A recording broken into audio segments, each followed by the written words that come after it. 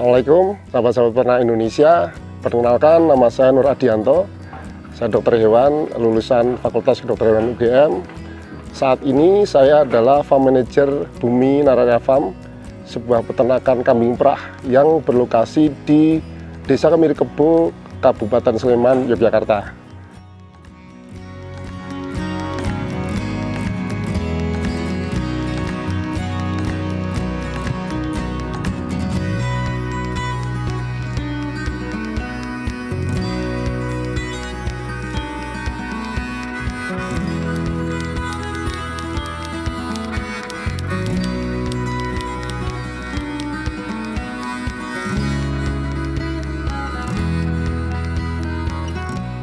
Kami hari ini punya total populasi kira-kira 750 ekor kambing dan sudah sekitar 95%-nya adalah breed yang kami kembangkan adalah Sapera, Sanen peranakan Etawa. Kami juga punya Sanen, dan masih ada beberapa Jawa Randu dan PE.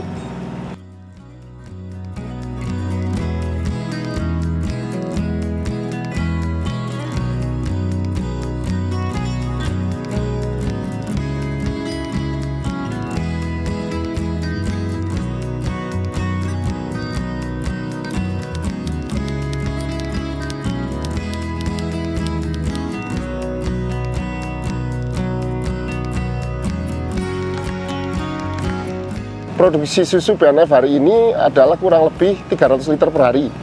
Pemasarannya kemana? Pemasarannya adalah ke pengolahan-pengolahan yang ada di desa kami sendiri. Karena kami hari ini ada di pusat pengolahan susu kambing di Yogyakarta. Jadi sebagian besar produksi kita diserap oleh teman-teman pengolah di Desa Kemirikebo.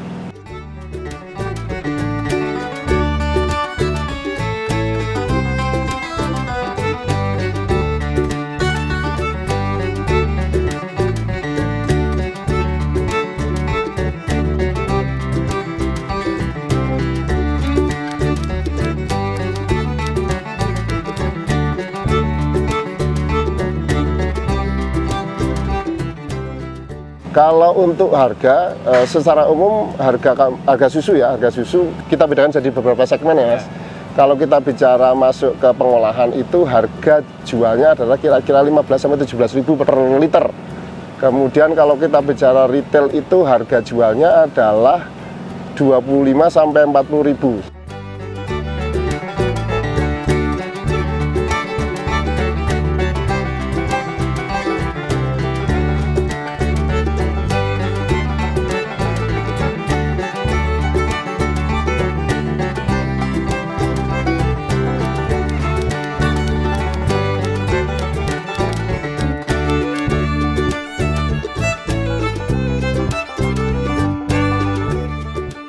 Terkait dengan teman-teman yang baru akan memulai peternakan kambing perah, apa saja sih yang harus dipersiapkan? Pertama, kaitannya adalah yang utama adalah pasar sebenarnya. Karena kini kita bicara tentang bisnis, how to make money gitu. Bagaimana kita menghasilkan uang dari bisnis kambing perah. Pertama pasar. Kita harus tahu dulu seberapa besar pasarnya, berapa harga konsumennya dan sebagainya. Yang kedua, setelah kita tahu pasar, apa keinginan pasar, baru kita akan bicarakan bagaimana membuat produk yang memang sesuai untuk kebutuhan pasar. Kalau kita sudah tahu seberapa besar pasarnya, berarti kita bisa tentukan seberapa besar nanti volume produksi kita. Pertama itu. Yang kedua, ketika kita sudah tahu berapa harga produk yang diterima oleh masyarakat, kita hitung berapa biaya produksi yang harus kita keluarkan. Itu kita ketika bicara bisnisnya. Baru kita akan lakukan bagaimana teknis budidaya peternakannya. Pakan kita harus siapkan. Katanya tadi karena sumber pengeluaran dalam bisnis peternakan itu pakan menjadi salah satu komponen yang cukup besar. Kemudian kaitan lagi dengan bibit. Oke, bibit ini juga terkait dengan produktivitas. Bagaimana kita bisa menciptakan atau mempunyai ternak-ternak yang bisa menghasilkan susu yang produktivitasnya tinggi, karena kaitannya sekali lagi dengan tadi bisnis. Ketika kita bisa menghasilkan produk yang besar ya, produktivitasnya tinggi, tentu secara bisnis farm kita ini akan jauh lebih efisien. Kemudian persiapan tentang kandang, tentang cara pemeliharaan secara detail kita harus belajar bagaimana pemeliharaan secara umum dari pemerahan, pengolahan atau handling susu setelah pemerahan dan sebagainya.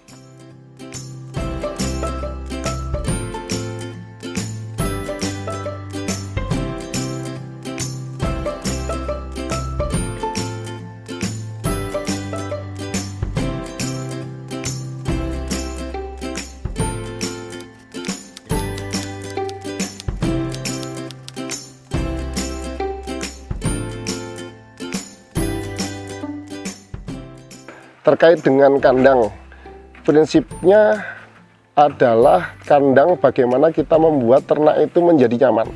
Kaitannya dengan kenyamanan adalah ada beberapa hal. Kaitannya pertama terkait dengan space, luasan per ekornya, kemudian kaitannya dengan sirkulasi, kemudian kebersihan. Juga kandang ini terkait dengan salah satunya bagaimana membuat flow pekerjaan di farm itu menjadi lebih efektif. Kaitannya dengan space, di kambing perah kami punya tetapan untuk ternak dewasa itu per ekor membutuhkan ruang kira-kira 1,5 meter persegi, seperti itu. Kemudian sirkulasi ya, kaitan sirkulasi ya kita cari daerah-daerah yang memang punya sirkulasi bagus, seperti itu. Kemudian kaitannya dengan kebersihan, hari ini kandang panggung itu menjadi pilihan yang terbaik terkait dengan teknis pembersihan dan sebagainya. Yang ketiga, kaitan kandang yang bagus adalah bagaimana kita bisa mendesain supaya flow pekerjaan, ya, alur pekerjaan di farm itu bisa berjalan dengan efektif. Kambing perah ini secara umum mobilitasnya lebih tinggi daripada kita misalnya bicara breeding atau fattening. Jadi misalnya setiap pagi sore kambing harus diperah. Dia harus masuk keluar kandang, masuk parlor, kembali diperah, kemudian kembali lagi ke kandang. Kita harus punya desain supaya kambing itu keluar, kemudian kita bisa mungkin gambarannya kita bisa buatkan gangway, langsung bisa menuju ke milking parlor, kemudian kembali lagi ke kandangnya masing-masing. Ini menjadi penting kaitannya secara khusus dengan kambing perah karena sekali lagi ini akan sangat menentukan bagaimana efektivitas kerja di farm kita. Kemudian kalau bicara bahan, saya kira tidak ada bahan yang secara khusus harus ada atau memang harus itu, tidak ada bahan apapun selama tadi memenuhi standar-standar aman, cukup nyaman untuk ternak, kemudian awet, kaitannya lagi kalau bicara bisnis murah dan sebagainya, saya kira itu bisa digunakan.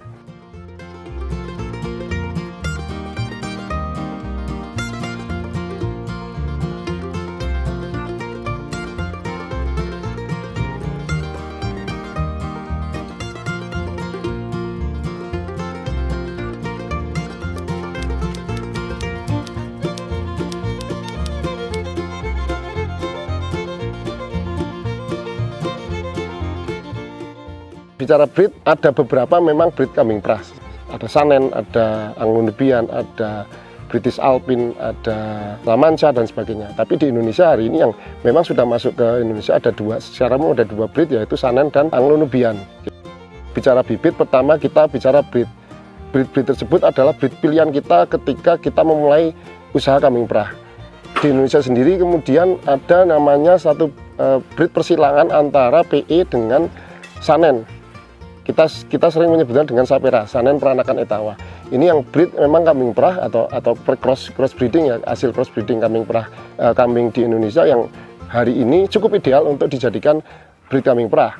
Dia punya produktivitas yang cukup tinggi, masa laktasi panjang, dan secara umum sudah cukup ideal untuk dijadikan kambing perah. Yang kedua, bicara kualitas individu. Kadang-kadang ada pertanyaan dari teman-teman yang memulai, kalau kemudian kita tidak punya Saanen, kita tidak punya Sapera, apa yang harus kita kerjakan? Apa kemudian kita tidak bisa beternak kambing perah? Jadi, nah ini kita akan bicara kualitas individu. Beberapa breed kambing kita, misalnya PE, Senduro, Jawa Randu, secara individu mereka punya potensi. Tapi sekali lagi secara individu. Jadi kaitannya adalah bagaimana kita bisa menseleksi dari breed-breed yang ada, misalnya PE, Jawa Randu, Senduro, untuk kita jadikan kambing perah. Tentu kaitannya dengan pertama bisa dilihat dari produksi. Ketika dia sudah produksi, kita akan lihat berapa produksinya, layak atau tidak dijadikan kambing perah. Secara umum, secara fisik, mungkin kaitan paling utama adalah kalau kita memilih kambing perah adalah terkait dengan bentuk ambing ya. Jadi susu itu kan dihasilkan dari ambing. Jadi ada sel-sel alveoli dalam ambing itu yang menghasilkan susu.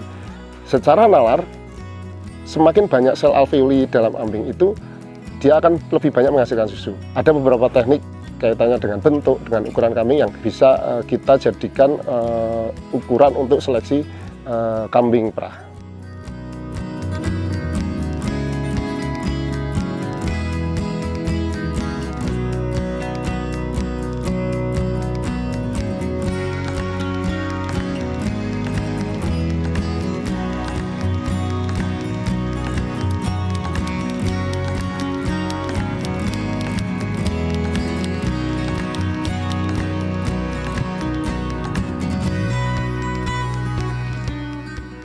Kaitannya dengan pakan, secara umum pakan utama kambing itu adalah hijauan. Satu itu. Yang kedua, bicara tentang produksi susu, ada satu komponen nutrisi yang diperlukan oleh kambing untuk memproduksi susu yang itu didapatkan dari hijauan. Bicara nutrisi, secara umum ada dua hal kaitannya. Yang pertama adalah kecukupan jumlah. Yang kedua, kecukupan nutrisinya.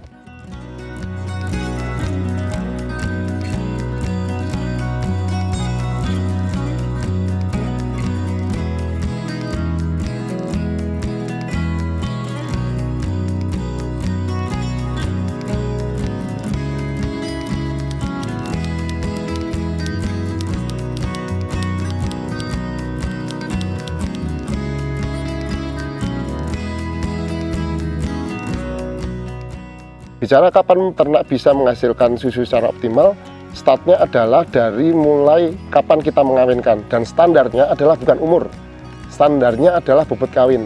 Jadi secara umum di kambing domba, bobot kawin itu dicapai pada bobot kira-kira 60% dari bobot dewasa.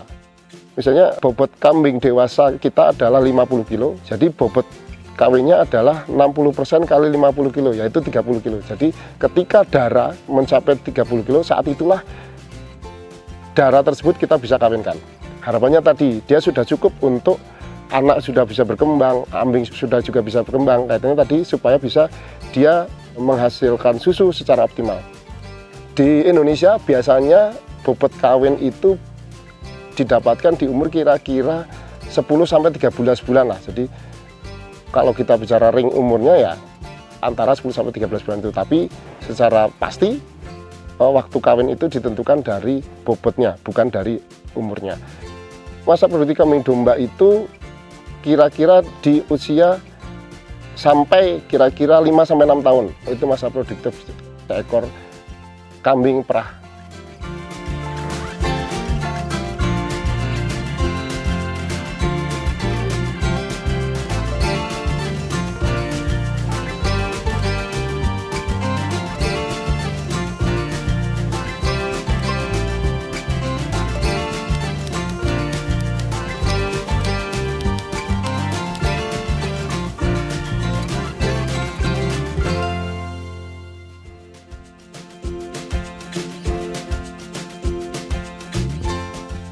Perawatan secara umum bisa, ya kesehatan secara umum sih, misalnya kaitan pertama dengan kebersihan kandang, kemudian kalau untuk ternak sendiri mungkin yang secara reguler kita kerjakan adalah pemotongan kuku dan sebagainya.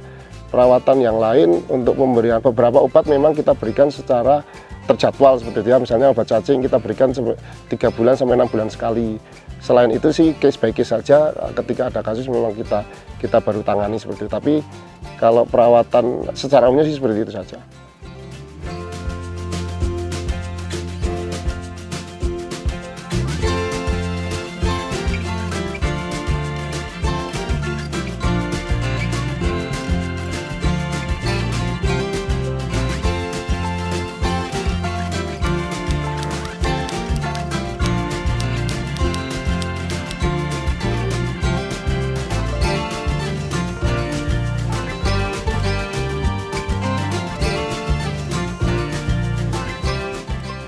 Penyakit Kambing, kalau bicara kambing perah ada satu yang paling menarik adalah mastitis.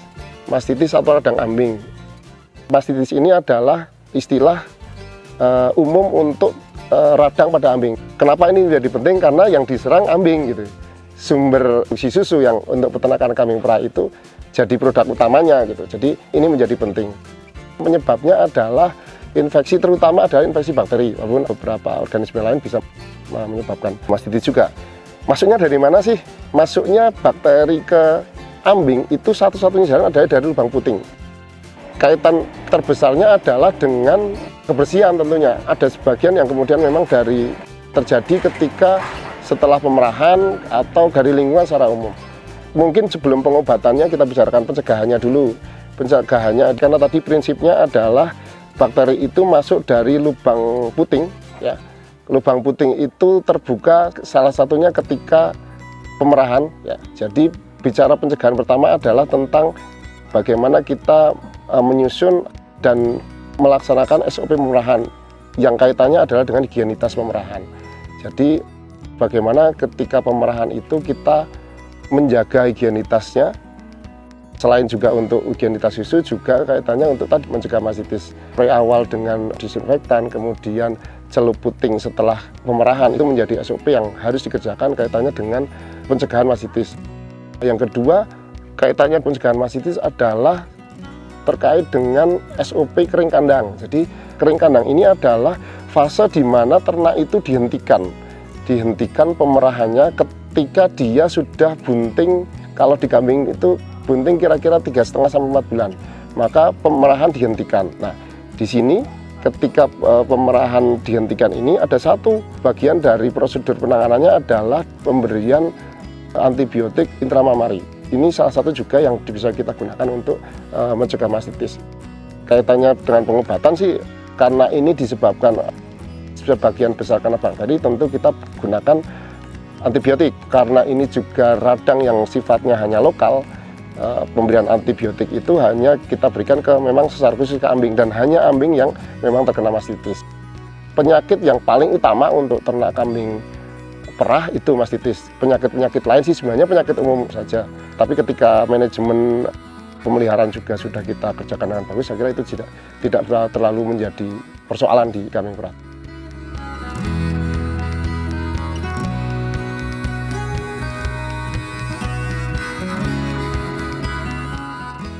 Terima kasih sudah menonton video ini. Semoga bisa memberi inspirasi ke teman-teman semua yang ingin atau sedang beternak kambing perah. Jangan lupa subscribe, share video ini sebanyak-banyaknya. AgroSign ID. Terima kasih.